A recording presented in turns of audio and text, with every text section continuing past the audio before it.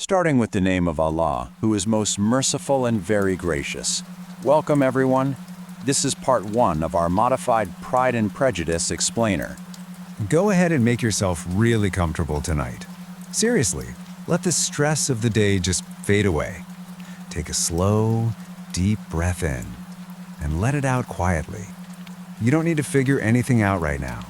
Just let your mind rest, let your overthinking stop, and simply listen. Tonight, we're stepping into a world that existed over 200 years ago. But as you'll see, it holds some incredibly deep, powerful secrets about exactly how we live today.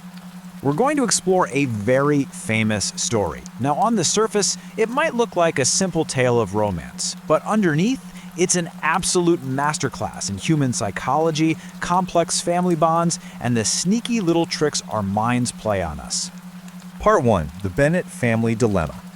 Okay, imagine a mother who is so desperate to get her daughters married, she deliberately send one of them out on horseback through a freezing rainstorm, just hoping she'd catch a cold so she'd be forced to stay at a wealthy man's house.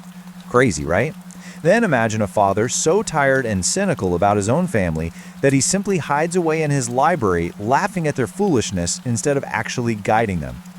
And then imagine a young, highly intelligent woman who is so incredibly sure of her own judgment, she flat out refuses to see the truth standing right in front of her. Welcome to the world of the Bennet family. Tonight, we aren't just going to read their story. We're going to walk through every single moment of it. We'll separate the profound wisdom from the absolute foolishness and the truth from the lies. Our story opens with a pretty famous idea. Back then, people believed it was a universally acknowledged truth that a single man with a large fortune simply must be looking for a wife.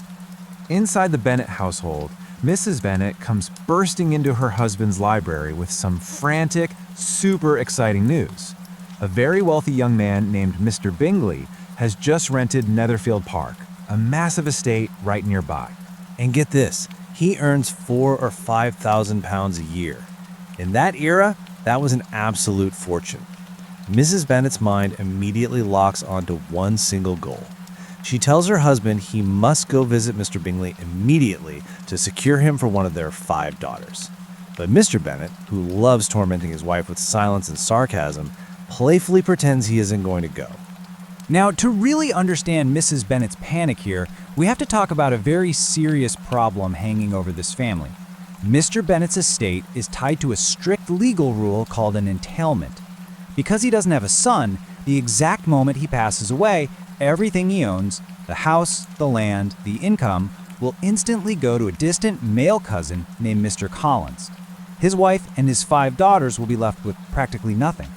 So Mrs. Bennet is absolutely terrified of this impending poverty. And in her mind, the only solution to this deep fear is to get her daughters married off to rich men as fast as humanly possible.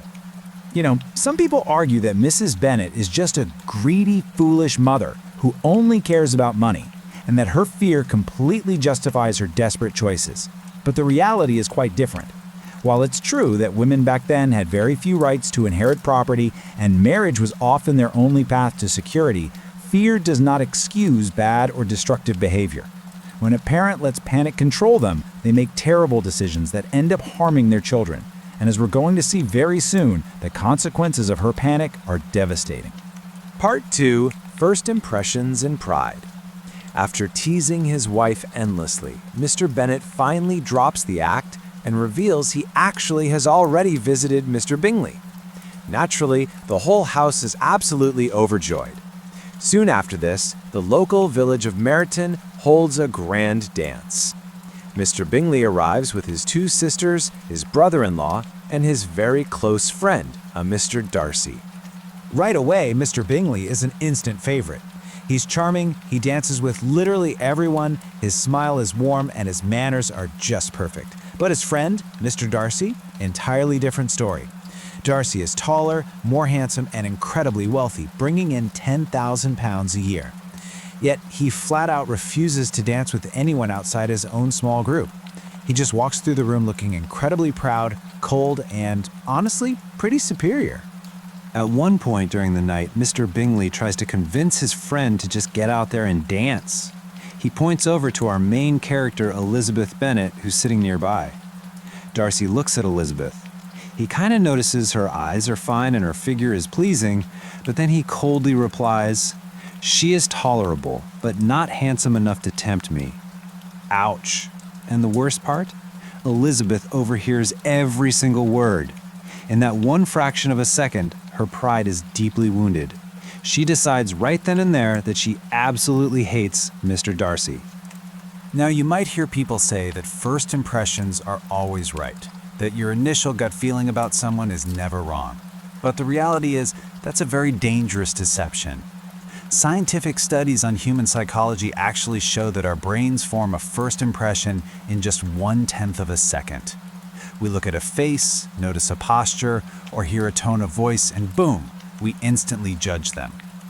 But because this process happens so incredibly fast, it's very often completely wrong. Elizabeth's judgment here is based purely on her hurt ego. She doesn't know anything about Darcy's history, his private struggles, or his true heart. She lets her wounded pride blind her completely. True wisdom teaches us that we must be patient. We really have to look at a person's long-term actions, not just a single careless sentence, because one moment never, ever defines an entire human soul. Part 3. The Gamble of Marriage. A little later on, Elizabeth and her beautiful older sister Jane talk privately. Jane admits she admires Mr. Bingley deeply, finding him good-humored and sensible. Elizabeth gently teases her, basically pointing out that Jane is so pure-hearted she's totally blind to the foolishness of other people. But Elizabeth is highly observant. She notices that Bingley's sisters are incredibly proud and condescending. They clearly look down on the Bennet family just because they don't have high social status. Right around this time, we meet Elizabeth's closest friend, a very sensible 27-year-old woman named Charlotte Lucas. Charlotte gives Elizabeth some bold advice about Jane and Mr. Bingley. She says Jane needs to show her feelings way more openly if she wants to trap him. And then Charlotte reveals her entire outlook on life. She claims that happiness in marriage is entirely a matter of chance. In fact, she says it's better to know as little as possible about the faults of the person you're going to marry. You know, some people today still say that love is just a game of luck, that marriage is a gamble. You can't control who you end up with, so you might as well just marry for money and hope for the best. But the reality is, this is one of the most destructive ideas in society. Rigorous study and deep wisdom show us that the most successful, peaceful marriages are never built on chance. They're built on mutual respect, deeply shared moral values, and emotional maturity. Marriage is a sacred and serious commitment. People who marry blindly for money alone almost always end up feeling profoundly lonely and completely trapped in their own homes. Meanwhile, Mrs. Bennet's dangerous scheming reaches a whole new height. Jane gets an invitation to dine at Netherfield with Bingley's sisters. Because the sky looks like it might rain, Mrs. Bennet literally forces Jane to go on horseback instead of in a safe, covered carriage. And wouldn't you know it, her plan works perfectly. It pours rain, Jane gets totally soaked, falls terribly ill, and is forced to stay at Netherfield to recover. Elizabeth is so worried about her sister that she treks 3 miles through thick, heavy mud just to check on her. By the time she arrives, her dress is completely covered in dirt. Bingley's sisters are horrified, mocking her behind her back for having such low country manners. But Mr. Darcy notices something else entirely. He notices that the vigorous walk has made Elizabeth's eyes shine brilliantly and brought a beautiful glow to her face. Elizabeth stays to nurse her sister, and she watches the household carefully. She sees Miss Bingley constantly throwing herself at Darcy, flattering his handwriting, his walking, his reading, but Darcy just ignores the flattery. Then, one evening, Darcy actually approaches Elizabeth and asks if she'd like to dance. Still harboring that deep anger over his first insult, Elizabeth playfully but firmly refuses, basically telling him he can despise her if he dares. Darcy is completely surprised. Women usually throw themselves at his wealth, so Elizabeth's boldness is incredibly refreshing to him.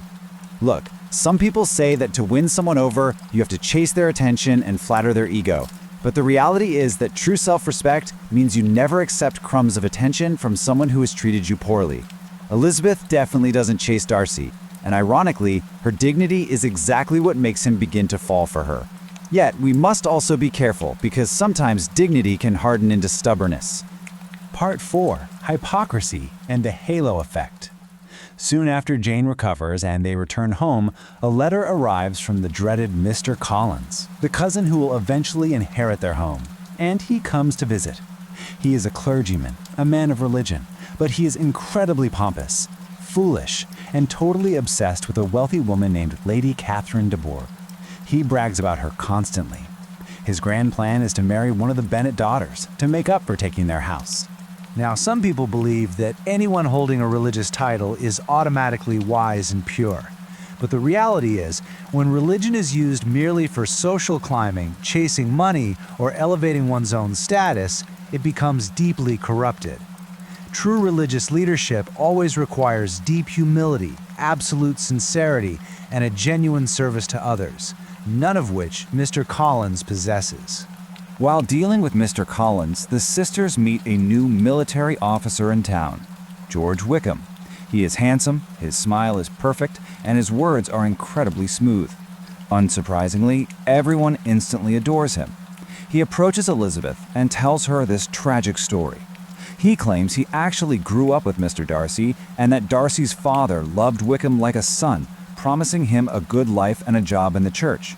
But upon the father's death, Wickham claims the evil, jealous Mr. Darcy completely stole his inheritance and left him in poverty. Elizabeth, already hating Darcy, believes every single word without asking for a shred of proof. Some people say that if someone is remarkably beautiful and speaks with gentle charm, they must have a pure and honest heart. But the reality here is a psychological trap known as the halo effect. Our brains automatically, without us realizing it, associate physical beauty with goodness. Bad people frequently use charming words and a sad story to manipulate the innocent. Charm is not character. Good looks do not equal good morals. A truly noble person is proven by their actions over a long period of time, especially when things are difficult. Part 5: The Price of Security. At a grand ball soon after this, Elizabeth is completely humiliated by her own family. Her mother brags loudly to everyone about Jane marrying Bingley's money. Her sister Mary sings terribly for far too long until her father publicly humiliates her by telling her to stop. Elizabeth is mortified, mostly because she knows Darcy is watching the whole thing. And the very next morning, the foolish Mr. Collins actually proposes to Elizabeth. He lists his reasons. It is proper, it will make him happy, and his rich patron has told him to. He even has the nerve to tell Elizabeth she should be grateful because she is poor. Elizabeth firmly rejects him, but Mr. Collins arrogantly assumes she is just playing hard to get. Just days later, Elizabeth's sensible friend Charlotte Lucas does something totally shocking. She swoops in and accepts a proposal from Mr. Collins. Charlotte tells Elizabeth she is 27, she doesn't consider herself pretty, and she's terrified of poverty, so she is choosing security over love. Some people today still say that financial security is the only thing that truly matters in life, but the harsh reality is that security without peace and happiness is just a comfortable prison. Sure, Charlotte will have a roof over her head, but she will spend the rest of her life actively hiding from her own husband, just to find a single moment of peace. So, are you building a life on mutual respect, or are you trapping yourself in a comfortable prison?